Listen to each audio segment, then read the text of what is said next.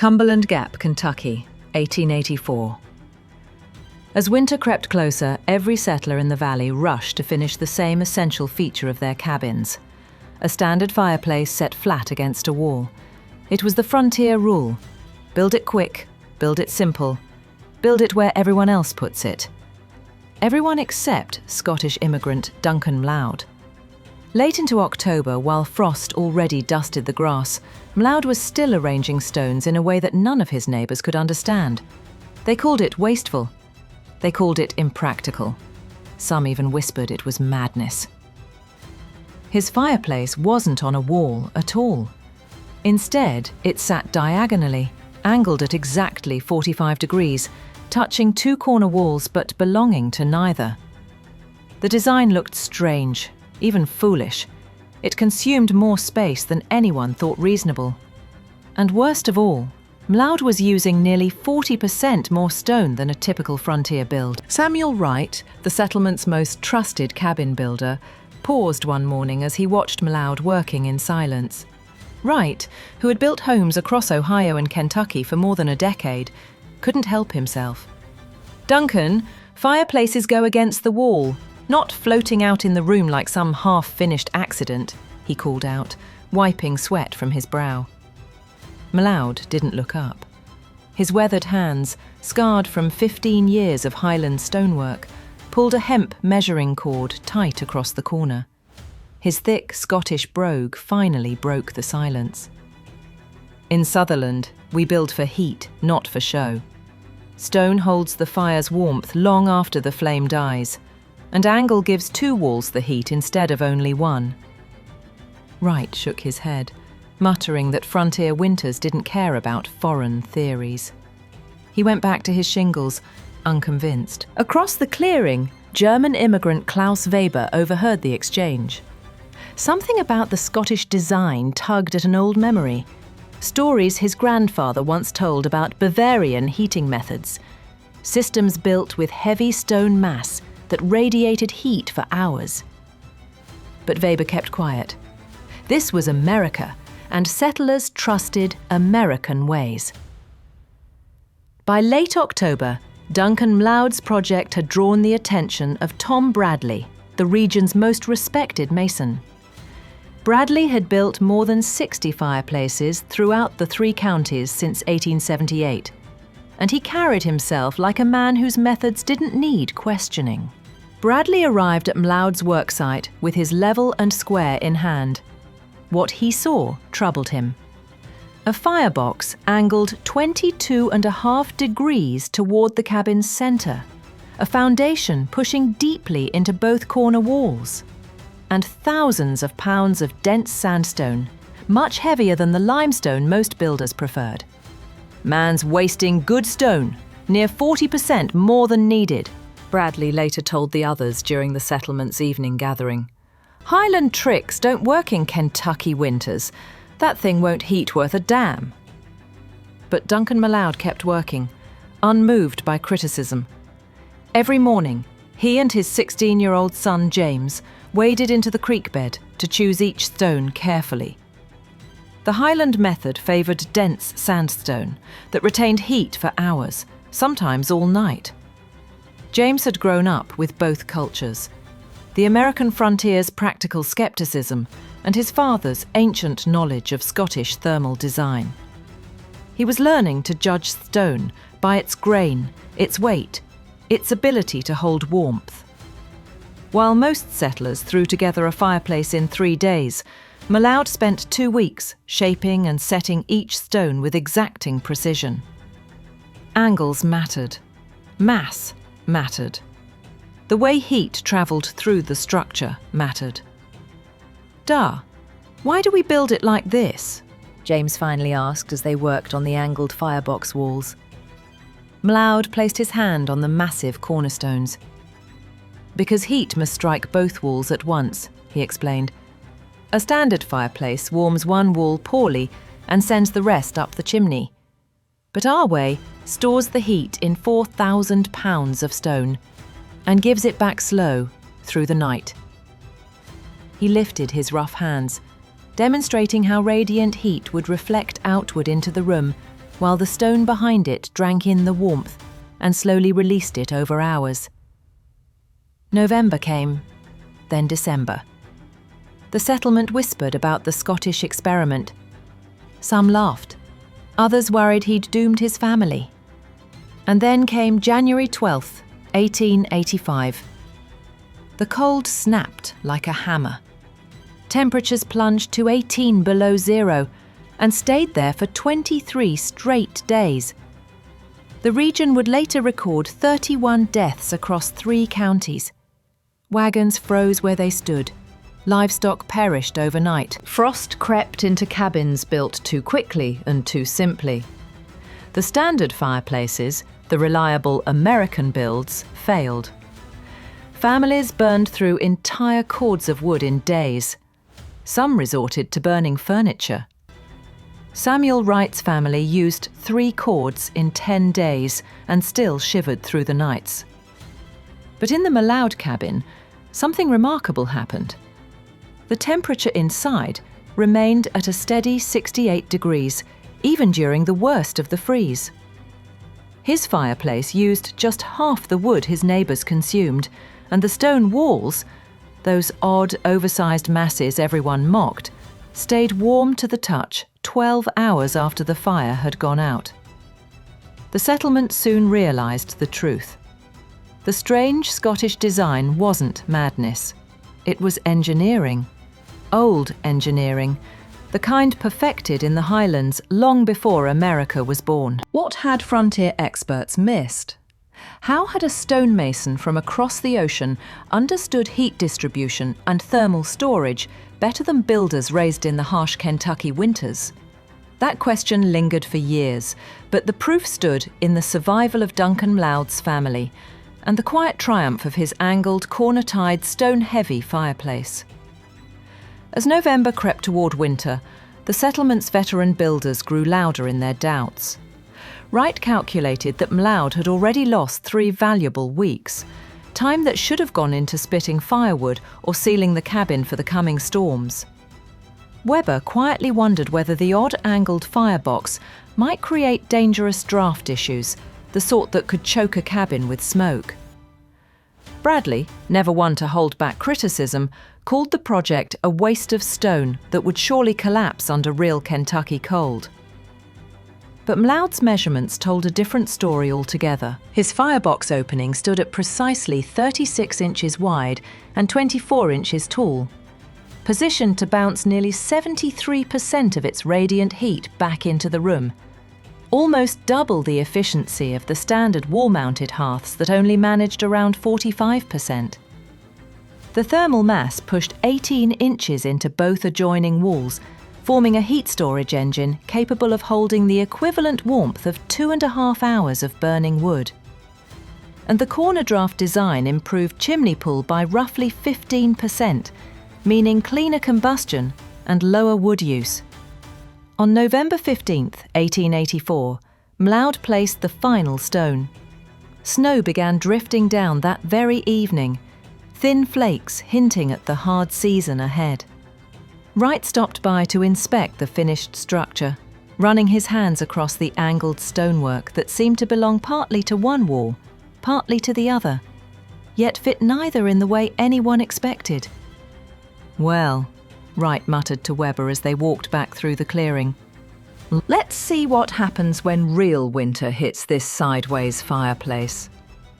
Neither man imagined that within 8 weeks, the strange design would spell the difference between survival and tragedy for half the families in Cumberland Gap. December delivered the first true test, and the results weren't subtle. Wright's traditional fireplace, built with the confidence of 12 years' experience, needed constant feeding. His cabin barely held above freezing during the worst nights. By mid-December, he had burned 6 cords of oak and hickory and watched his winter woodpile shrink far too quickly. 3 cabins away, M'Leod's fireplace behaved like a machine designed with purpose far beyond frontier habit. Every evening, he placed the same 2 bundles of hardwood his neighbours considered enough for maybe an hour's comfort. But while their heat vanished up chimneys or radiated weakly from single wall panels, M'Leod's corner-set engine captured, stored and distributed warmth with the slow, steady certainty of Highland engineering. The proof appeared in dawn's cruel light. Klaus Weber noticed it first. Passing M'Leod's cabin one morning, when the temperature had plunged to 8 degrees below zero, he saw that every other window in the settlement had a crust of thick interior frost. But M'Leod's windows? Clear. No ice.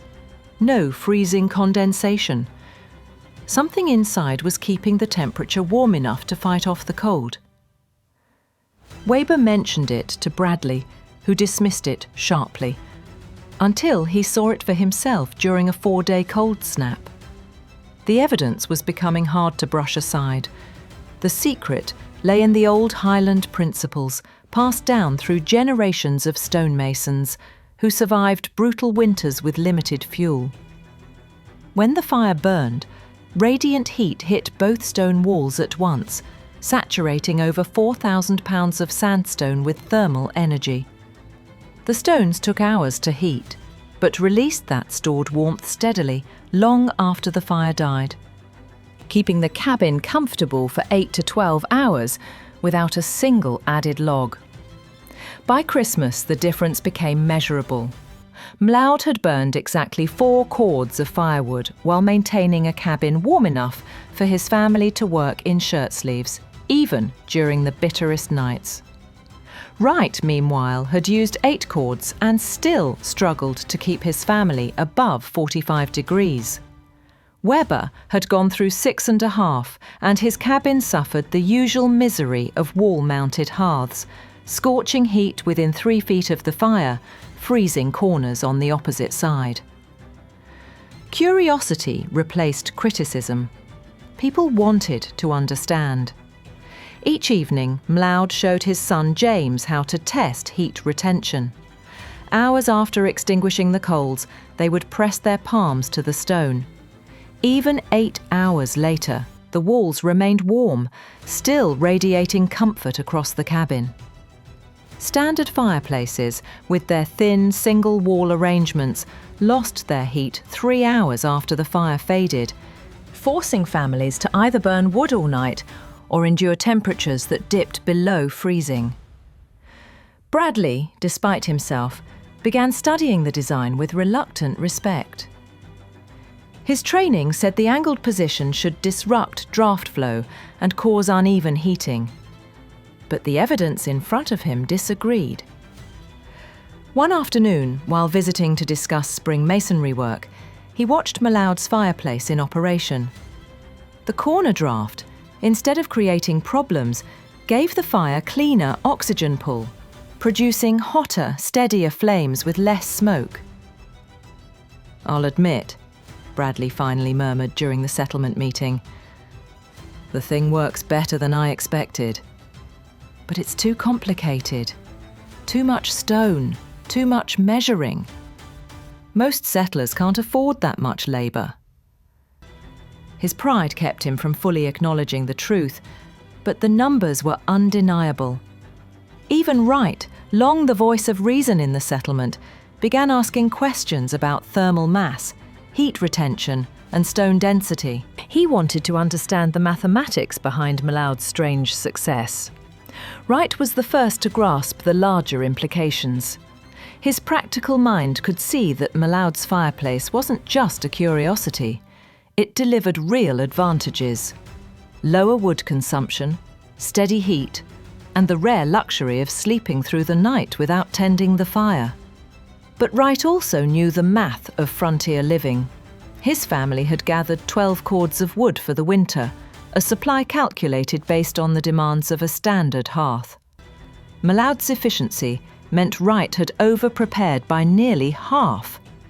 That represented weeks of labour, timber cutting, splitting, hauling, work that now seemed unnecessary. The realisation troubled him more deeply than he expected. If M'Leod's Highland methods truly outperformed the established American style, then what else had frontier builders dismissed too quickly? For over a decade, Wright had prided himself on refining techniques that emphasized speed and material savings. They were the methods everyone trusted. Methods that were assumed to be superior to the old-world habits left behind in Europe. But Mlaud's success suggested something uncomfortable. Ancient practices shaped by centuries of survival might still contain insights American builders had overlooked. Weber wrestled with similar doubts. His grandfather had once spoken of European hearth systems, massive stone structures positioned for maximum heat capture. Weber had brushed those stories aside, believing such designs unnecessary in a land blessed with endless timber. But now, watching Mlaud's fireplace outperform everything in the settlement, he felt a quiet shame. His own German-American hybrid design, crafted with confidence, simply couldn't match what Mlaud's traditional Highland techniques accomplished. Even old Jonathan Morse, one of the few men still alive who had survived the deadly winter of 1856, walked through the snow in late December to inspect Mlaud's work. Morse had seen normal heating systems fail under prolonged cold. He recognized the early warnings in the wind and sky. "The weather's got that same feel," Morse murmured as he ran his hand across the angled stonework. "Pressure's the same. Wind's the same. Before the killing winter of '56, it was just like this. If that kind of cold comes again, this fireplace of yours might be the difference between living and dying. And not just for your family." He was right. January 12, 1885 arrived with a quiet that only seasoned frontiersmen understood. Wright's mercury thermometer showed 18 below at sunrise. By midday it had dropped 4 more degrees, despite the clear blue sky. Morse's warning proved prophetic as an Arctic air mass settled over the region and refused to move. Cumberland Gap was locked in a deadly freeze that lasted 23 straight days. By the third day, Wright's fireplace began failing in ways that imperiled his family. The wall-mounted hearth blasted blistering heat within 3 feet of the flames but left the cabin corners so cold that water froze solid in buckets. Wright consumed 3 cords of oak in just 10 days, burning through his carefully prepared supply at a rate that guaranteed they wouldn't survive February without drastic measures. The single thin wall of stone behind the fireplace could not hold heat. Within hours of the fire dying down, the cabin sank back toward freezing.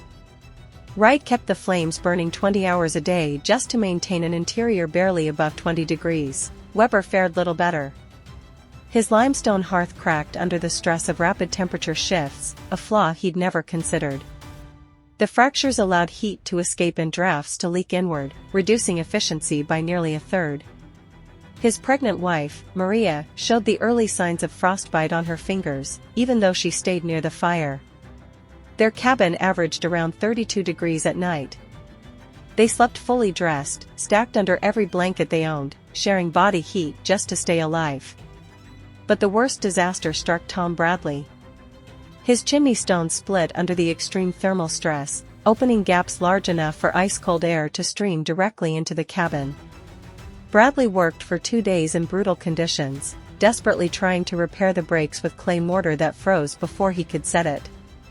By January 18, the family had no choice but to abandon their home and take shelter with neighbors whose heating systems were merely less bad. Meanwhile, Mlaud's fireplace performed like a machine built for exactly this kind of test. Throughout the entire crisis, his cabin never fell below 58 degrees, even during nights when outside temperatures plunged to 22 below. The angled firebox continued reflecting over 70% of radiant heat into the twin stone masses built into the corner walls. Those stones soaked up warmth each evening and slowly released it for 12 to 14 hours after the last flames died down. His family cooked, read, and slept in normal clothing while the rest of the settlement fought frostbite. The numbers told the full story.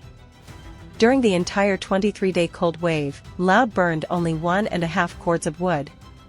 His neighbors burned 4, 5, even 6 cords in the same period, yet never achieved the comfort Mlaud enjoyed. The walls in Duncan's cabin remained warm to the touch, delivering even, steady heat from corner to corner. There were no freezing zones, no draft pockets, no dangerous temperature swings. Where Wright's family huddled close to their hearth just to stay alive, Loud's children played comfortably across the entire room. The physics behind his success were the same principles Highland builders had mastered over centuries of surviving brutal winters and chronic fuel scarcity. The angled position created natural convection currents that pushed warm air throughout the cabin. And the massive thermal reservoir in the stone walls held the equivalent of 12 hours of burning energy, heat that would have been lost up the chimney in a standard American fireplace. Traditional frontier hearths, in contrast, wasted 60 to 70% of their heat, sending it straight into the sky. But Loud's corner fireplace did far more than just survive the cold, it transformed survival itself. By January 25, as the Arctic freeze gripped Cumberland Gap, despair swept through the settlement. Samuel Wright and Klaus Weber faced the terrifying reality that their cabins would not endure the relentless cold. Wright's firewood was nearly gone, leaving him no choice but to burn furniture and structural lumber just to keep a glimmer of warmth. Weber's cracked limestone hearth required constant vigilance, a misstep could fill the cabin with deadly smoke. Even more troubling, elderly neighbors, the Hendersons, were showing advanced frostbite, their fingers pale and rigid, threatening amputation if conditions didn't improve. In stark contrast, the interior of Loud's cabin remained a bastion of warmth. Steam rose gently from the Wright family's clothing when they entered, a visual shock that emphasized the difference between failure and survival. Loud welcomed them without hesitation. "Come in, all of you," he said calmly, though his mind was already calculating how to maintain warmth for the 9 additional people now sharing his home. Within 3 hours, Klaus Weber arrived with his pregnant wife, Maria, and their 2 children. Their cabin had succumbed entirely to the cold, wind held through major cracks in the limestone fireplace, and Maria's fingers bore frostbite from exposure. Loud's Highland fireplace now sheltered 14 people, yet the interior temperature held steady between 62 and 68 degrees with no increase in fuel. The settlers quickly learned that Loud's techniques weren't mere superstition, they were precise engineering principles honed over centuries. The angled firebox created superior convection currents that circulated heated air evenly throughout the cabin. Using a simple blade of dried grass, Loud demonstrated invisible air currents that carried warmth from floor to ceiling. Cold air was pulled downward from the ceiling, while heated air rose naturally from the floor, preventing the formation of cold pockets, a fatal flaw in standard wall-mounted fireplaces. He guided Wright and Weber's hands to different points on the stone mass, showing how it radiated heat long after the fire had died. 8 hours after the evening's coals had burned down, the walls still radiated warmth 12 feet away from the firebox. 4,000 pounds of stone holds heat like a mountain holds snow, Loud explained, his Scottish brogue thick. It takes heat slow, gives it back slower. The physics of the design became undeniable. The angled firebox reflected radiant heat into both corner walls simultaneously, effectively doubling the storage capacity of the thermal mass compared to a standard single-wall fireplace. Draft efficiency improved by 15%, drawing air cleanly through the chimney and burning fuel completely, leaving no wasted heat. Throughout the crisis, Loud's cabin maintained uniform temperatures in every corner, while Wright's family huddled dangerously close to the hearth, and Weber struggled to keep the far ends of his cabin above freezing. By January 29, Tom Bradley, the region's most experienced mason, arrived, forced to abandon his own failing fireplace. His pride had been shattered along with the cracked stones of his chimney. He inspected Loud's angled construction with a mixture of awe and professional curiosity. "I built 63 fireplaces in this region," he admitted, "and I never understood thermal mass like this." "How'd you know to extend the stone 18 inches into both walls?" Loud shared what had been passed down through generations of Highland stonemasons: sandstone selection for thermal retention, specific mortar ratios that expand and contract without cracking, and firebox angles mathematically calculated for maximum radiant reflection. "In Sutherland," Loud said, "we built for survival, not speed. Every stone had to earn its place, or families died." During those harsh weeks, Loud turned the crisis into an opportunity to educate. Wright sketched diagrams, learning how to calculate thermal mass and stone selection. Weber learned to recognize high-density stone capable of storing heat efficiently, understanding why his limestone had failed under repeated freeze-thaw cycles. Bradley, humbled, acknowledged that Highland builders had mastered thermodynamics centuries before American masons considered it. Loud's fireplace sustained 14 people comfortably on only 2.5 cords of firewood over the 23-day Arctic freeze, less than Wright's family had burned in 10 days. The survival statistics were staggering. Standard cabins heated roughly 180 square feet with dangerous temperature fluctuations, forcing families to huddle near the fire while peripheral areas dropped below freezing. Loud's cabin, 16 by 20 feet, maintained even warmth throughout, allowing normal activity, cooking, and sleep. Maria Weber delivered her baby safely within the cabin, her own home still uninhabitable, demonstrating that Highland engineering wasn't just efficient, it was life-saving.